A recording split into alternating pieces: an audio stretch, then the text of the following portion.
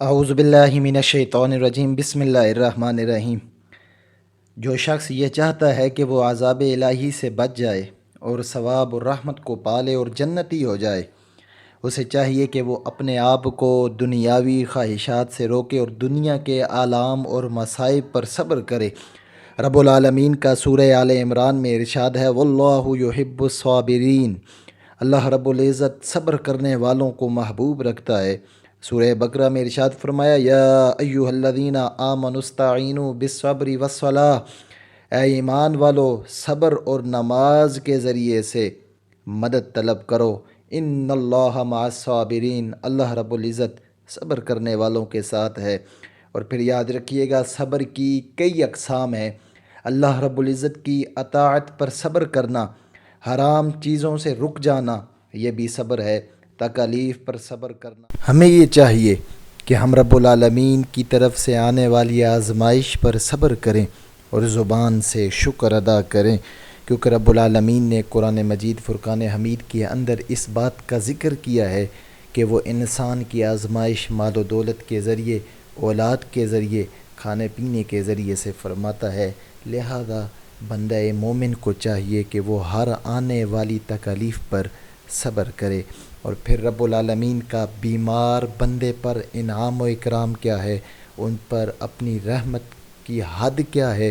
کنز العمال کے اندر یہ حدیث مبارکہ موجود ہے، فرمایا جو شخص رات بھر بیمار رہا اور صبر کر کے اللہ رب العزت کی رضا کا طالب ہوا تو وہ شخص گناہوں سے ایسے پاک ہو جائے گا جیسے کہ اپنی پیدائش کے وقت تھا۔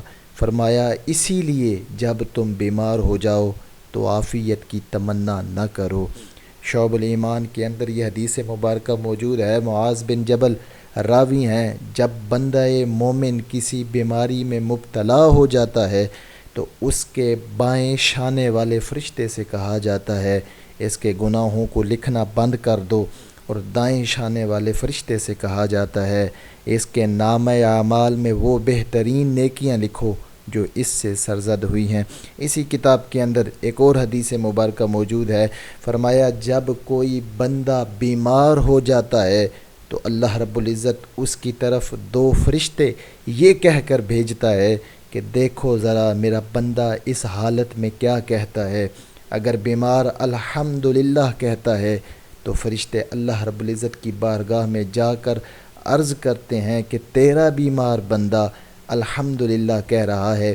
ارشاد الہی ہوتا ہے اگر میں نے اس بندے کو اس بیماری میں موت دے دی تو اس سے جنت میں داخل کروں گا، اور اگر صحت عطا کی تو اسے پہلے سے بھی بہتر پرورش کرنے والا گوشت اور خون دوں گا اور اس کے گناہوں کو معاف کر دوں گا۔ لہٰذا ہماری یہ کوشش ہونی چاہیے کہ ہر تکلیف اور ہر مصیبت پر ہم صبر کرنے والے بن جائیں، اللہ رب العزت کا شکر ادا کرنے والے بن جائیں، اس کی رضا پر راضی ہونے والے بن جائیں، اس کی عطا پر شکر کرنے والے بن جائیں۔